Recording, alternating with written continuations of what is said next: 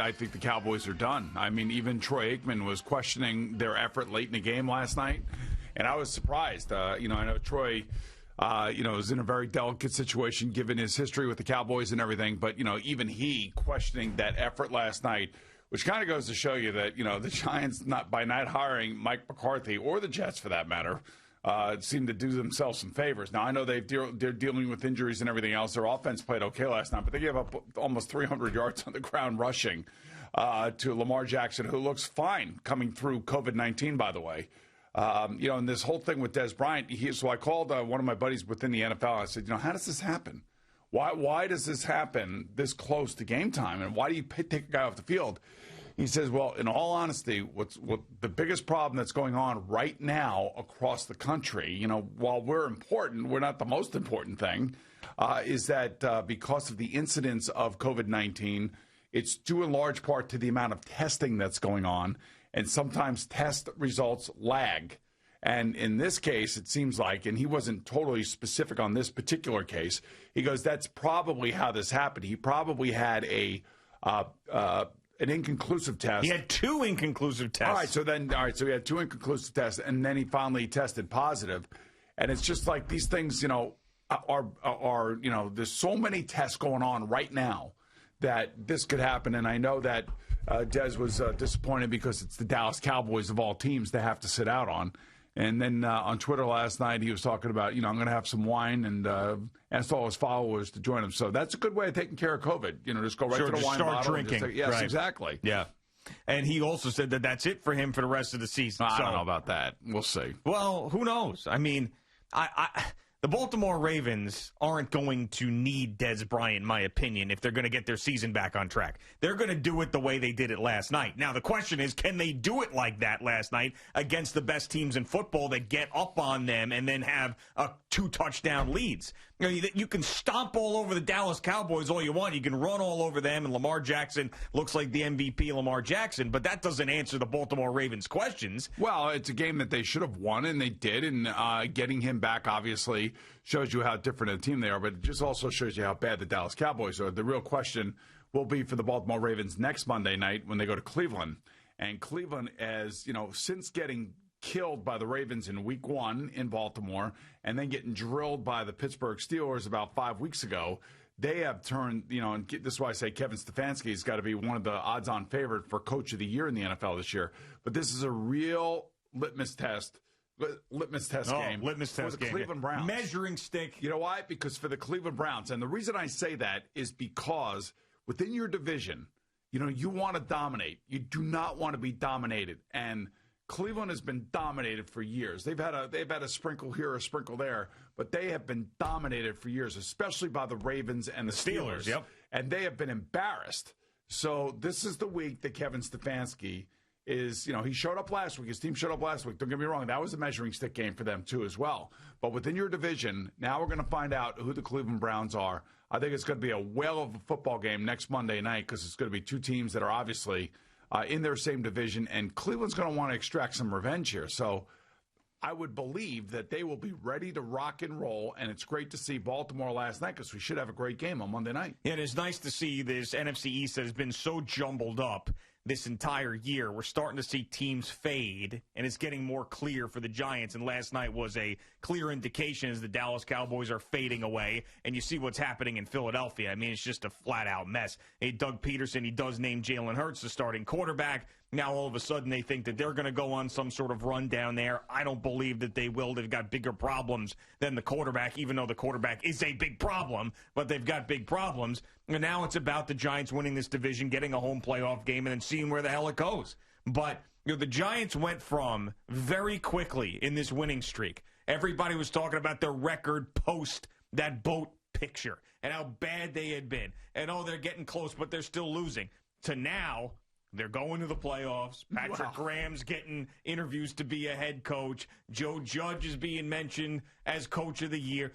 Everything changed for the Giants as far as expectations went when they went up to Seattle and won with Colt McCoy as their quarterback. So a couple things happening for the Giants when you look at their team, either by design or by necessity. I think it's more by design.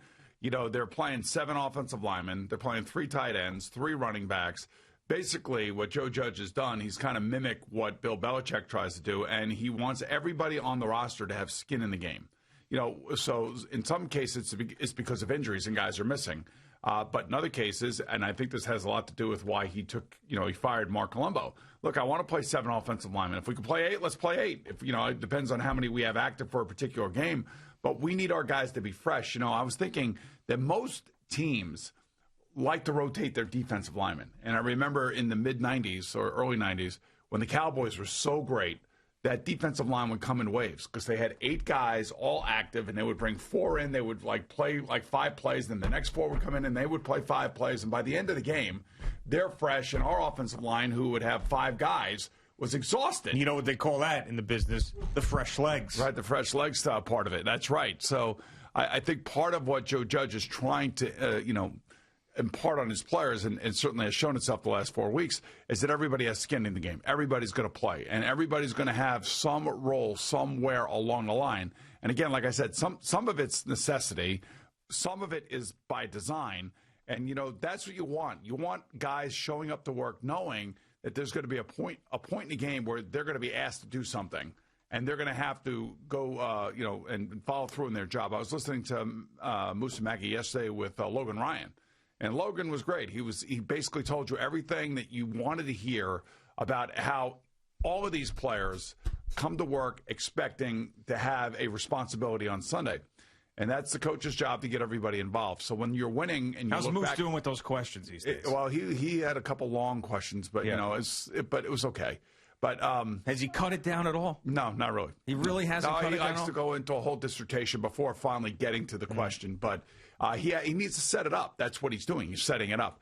But I just thought listening to Logan talk about the team and talk about preparing for the next game and everything else was just really an indication of who Joe Judge is as a coach and who Patrick Graham is as a coach. And a lot of people picked up on what Logan said about Patrick Graham, which is one of the reasons why we wake up this morning thinking that Patrick Graham will be getting interviews for head coaching jobs. Come on. We said it on Monday, for crying out loud, that this is probably what was going to happen. Right. I think I said something along the lines of Patrick Graham may not be here for too long if he keeps pitching games like he did against the Seattle Seahawks. I know you said all that stuff, but no, there's a difference between when you say it, Logan Ryan says it. Like Logan Ryan goes to work with him, and Logan Ryan knew him from his days in New England and also has been around some great coaches and great teams. But I was reacting more towards the stories that are being written now today about Patrick Graham being a head coaching candidate.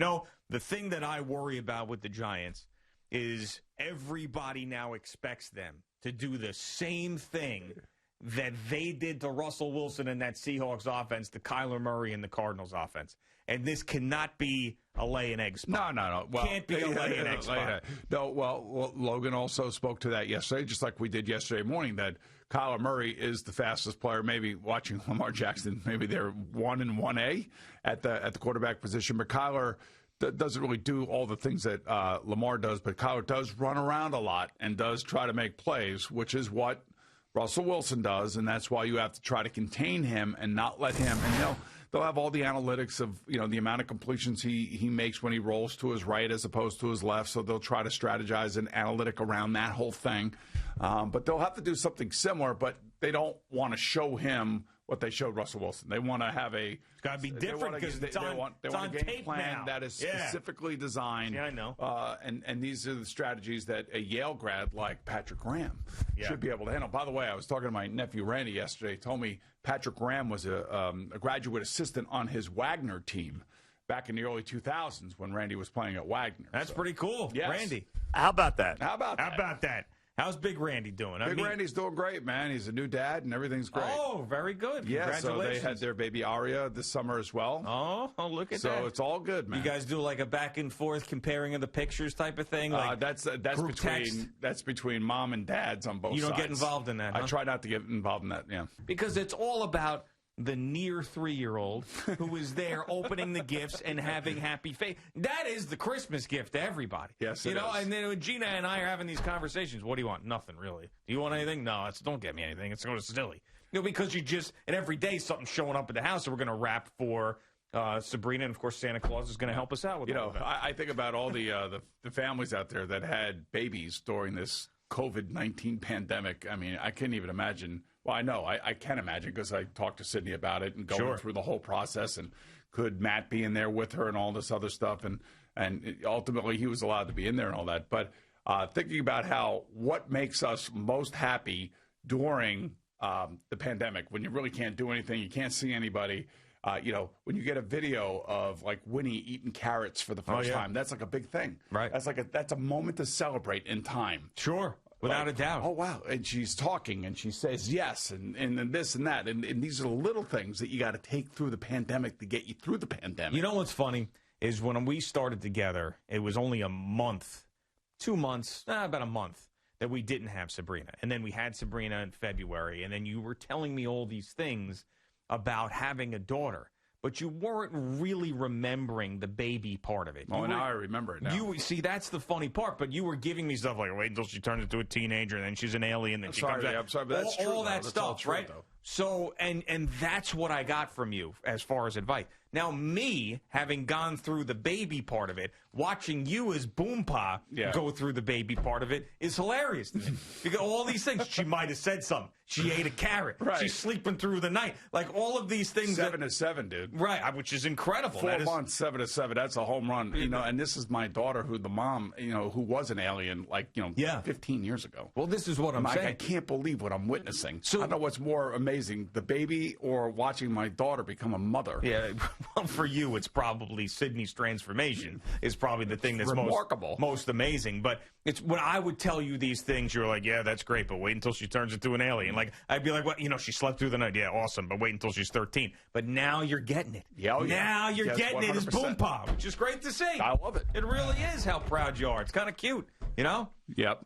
And one more thing, by the way. Yes, okay. One more thing. CeeLo's going to play this Odell Beckham Jr. audio. God, I heard it. It's just... just wanted to make sure you heard it. No, I did hear it. I did hear it. You heard it already. He's going to play this Odell Beckham Jr. audio.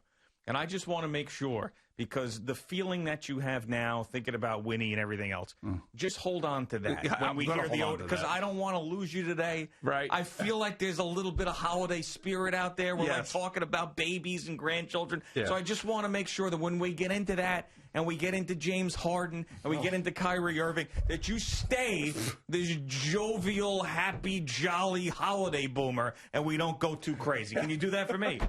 I was thinking about James Harden, too, man, giving little baby $100,000 in cash, just stuff it in everybody's face. Hey, look at me. I made $500 million. Here's $100K. What's the largest amount of cash you've ever had in your hand? That's a good question. I don't know. Maybe when Craig gave me, when it all started, supposedly. Sure. That whole thing, maybe. Right. So what were we talking, like 10 grand, something like that? Well, I gave him 10, and I think he gave me, how 20? much did he give me back, Eddie? Do you remember? Or Al, do you remember, Al? Maybe 25? Yeah, I think it was about 25. So 25,000. Something like that. Yeah, so I mean, you talk about 100,000 just walking around. Well, walking around like in a Prada bag. I mean, come on. You never walked in and cashed one of your Bengals checks just to get the cash and walk around with it? No. Oh, no. That would be great. Yeah, but that was it. It's interesting you say that because back when I was playing, it seems like it was like 100 years ago. It's close. We would have to go get our check. There was no direct deposit. And we had guys that wouldn't go get their checks, and the checks would be building up. I'm like, why are you not getting your checks? So where would you get it from? Like at an office? Yeah, you had to go to the state. Actually, the Bengal offices were in the stadium, Riverfront Stadium. So you had to drive to the state, which was, Cincinnati. It's so easy. Everything is so easy there. It wasn't that big of a deal, but you would have to go pick up your check every Tuesday on your day off. Wow. That is just so archaic. That's unbelievable. That your whole career was like that? There was no direct deposit, or just like in the 80s with the Bengals? Like, were you doing that with the Jets, showing up and picking up a check? In the 90s, yes, because I went there. I'll never forget. I went there to pick up a end of season check, and that's when I saw Richie Kotite walking into the building, and they had just fired Pete Carroll, who I just had a conversation with, like an hour before. Yeah, so I had to go there to get a check. That's right. Yeah, so you had to pick up checks at the Jets too. So speaking of guys who just get paid and then spend money or cash and all that stuff, did you see LaMelo Ball? Did you see what he did? What did he do now? So he got... I'm so glad these guys could just throw money away. It's just great that they have so much money that it just doesn't matter. So he got a pair of 14-karat white gold chompers 14-carat teeth? Yeah, teeth. Chompers. Oh, chompers. Okay. 8 top teeth, 8 bottom, with VVS diamonds in a honeycomb set. So I don't know the value on this, but his entire mouth is filled with diamonds now. Yeah. 8 top teeth, 8 this bottom is a teeth. thing now? He's got diamond teeth, yeah. Or so this is a thing? Yeah, it's an ice grill, Boomer. Oh, it's an ice grill. I didn't know that. That's what an ice grill is. So that's what he decided to do. Listen, as he whatever got floats paid. your boat, I guess. The whole ice grill. I mean, Yeah, I'd love. maybe I should get an ice grill. What do you think? You think I'd look good with an ice grill? That would be incredible. You'd look great. If you showed up on the NFL today with that ice grill, that would just change everything, man. Yeah. You really would be.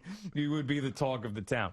Thank you for watching. Please like, comment, and subscribe. And don't forget to hit the red bell so you're notified when we have new content.